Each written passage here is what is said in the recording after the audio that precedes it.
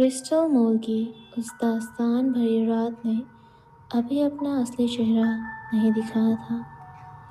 अगर आपने पहला पार्ट मिस किया है तो नीचे डिस्क्रिप्शन में लिंक है, आप वहां से डायरेक्ट पार्ट 1 देख सकते हैं, जिससे आपको कहानी को समझने में आसानी रहेगी।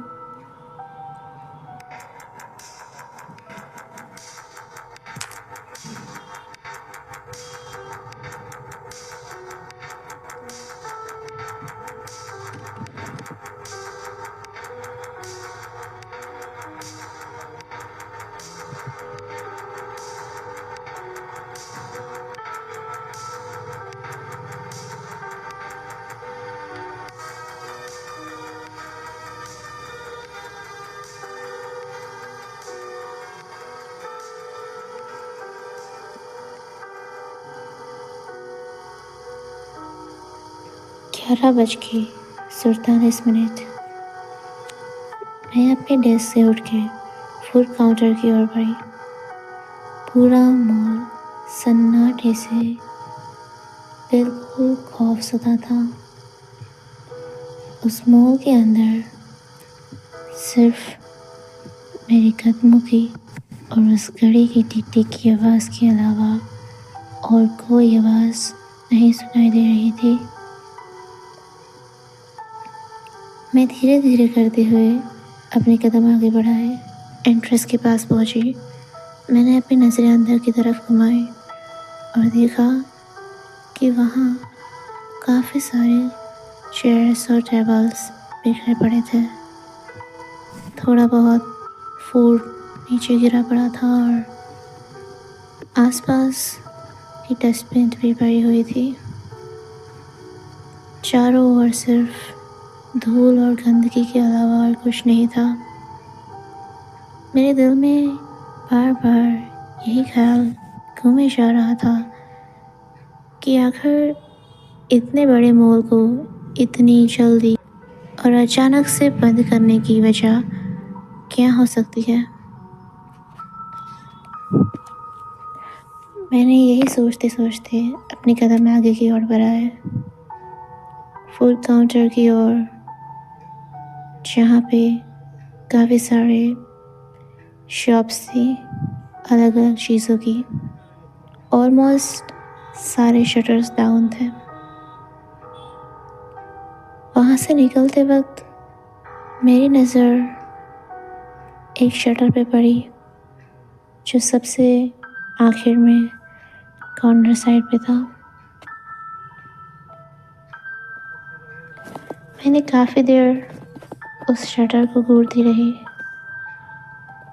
मुझे कुछ ऐसा एहसास हुआ कि जैसे मानो उसके अंदर से कोई मुझे पुकार रहा हो, इस तरफ आओ, मेरी बात को सुनो। मैंने अपने उस शटर के निचले हिस्से पर गई जो थोड़ा सा खुला हुआ था और वहाँ से एक अजीब सी नीली रोशनी बाहर की ओर आ रही थी। ये मंजर देखने के बाद अब मेरी क्यूरियोसिटी और ज़्यादा बढ़ गई थी इस शटर के अंदर झांकने के लिए कि इतने पुराने मॉल में ये शटर और इसके नीचे से आती हुई ये रोशनी कहाँ से आ रही है। हालांकि मॉल की इलेक्ट्रिसिटी काफ़ी हद तक बंद थी और कुछ ही जगहों पर लाइट शुरू थी, जिससे मैं ड्यूटी पर आसानी से चीज़ें देख सकूं। मैं थोड़ी देर वहाँ पे ठहरी और फिर हिम्मत करके शटर की उस पार देखने की कोशिश की। शटर के अंदर पूरा हिस्सा बिल्कुल खाली सा नज़र आ रहा था। एक अंधेरे कमरे में सिर्फ एक टेबल और उसके ऊपर एक लैंप, जिसकी रोशनी शटर के थ्रू बाहर आ रही थी। उस लैंप के ठीक करीब एक कॉफ़ी का कप रखा था। मेरी हालत तब खराब हुई जब मैंने ये देखा कि उस कॉफ़ी के कप में से फ्रेश मिल्क बाहर आ रहा था, मैं तुरंत अपनी जगह से उठी और बिना पीछे मुड़े आगे बढ़ने लगी। मेरे ज़हन में बस एक ही चीज़ चल रही थी कि इस खाली कमरे में कहाँ से ये कॉफ़ी का मग आ गया और इसके अंदर इतना फ्रेश मिल्क कैसे हो सकता है, जबकि ये मॉल काफ़ी अरसों से बंद पड़ा है। ना यहाँ पर किसी का आना जाना है और ना ही इस वक्त यहाँ पर कोई और है। मेरे ज़हन में यही सारे सवाल बस चल रहे थे और मैंने जल्दी जल्दी अपने कदम आगे बढ़ाए। आगे बढ़ते हुए मैं फूड काउंटर के मेन गेट से बाहर की ओर निकली।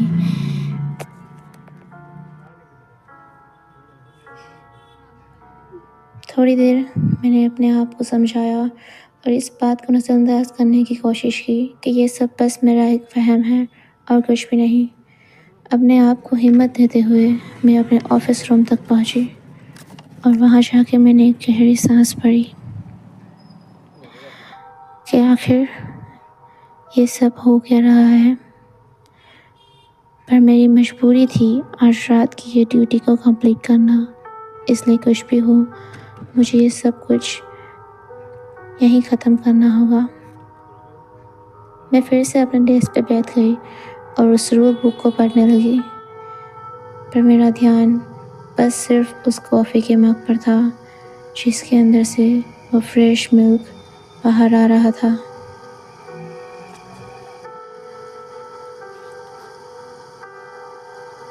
12:30 के करीब फिर से एक और अलार्म सेट हुई। मुझे सिग्नल मिला कि मुझे मॉल के मेन हॉलवे के एस्केलेटर के पास जाके खड़ा रहना है। मैं ये सोच रही थी कि भला ये ऐसे रूल बनाने का क्या वजह हो सकती है, पर खैर मुझे क्या।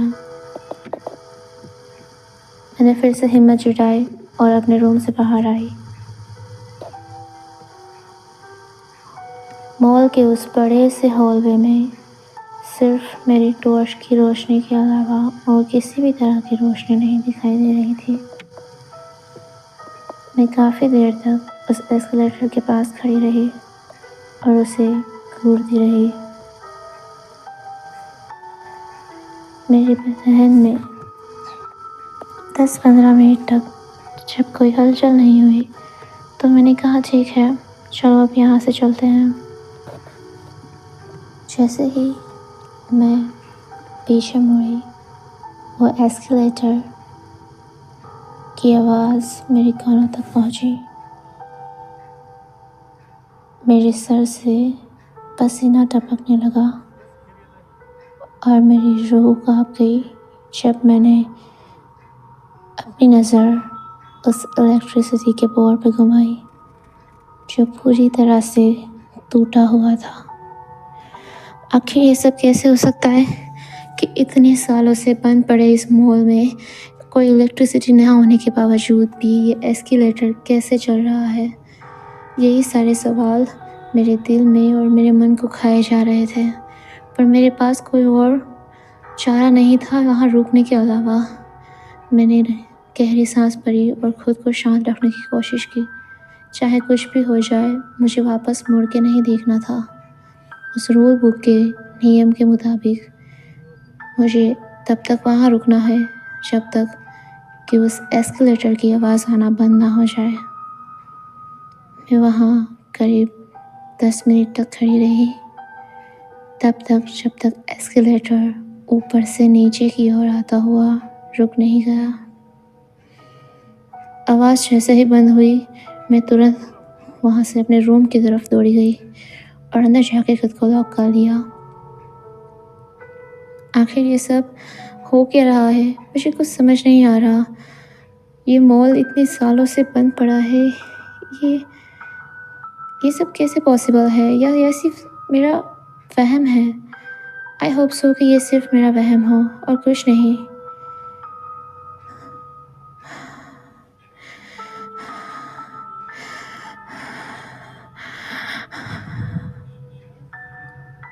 थोड़ी देर बाद थकान और घबराहट की वजह से मेरी आंख लग गई